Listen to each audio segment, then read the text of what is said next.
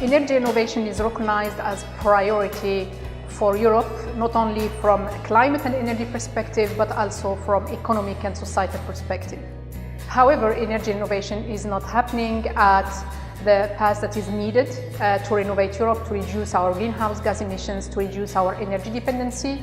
And there are at least 3 reasons behind that.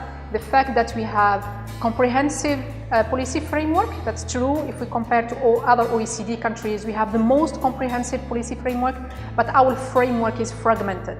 This fragmentation of the framework corresponds to the fragmentation of the industry and corresponds also to the fragmentation of the financial instruments that we put in place. So we have 3 levels of fragmentation, which do not, when combined, and we are in the situation where these 3 levels of fragmentation are combined, they became a barrier to energy renovation.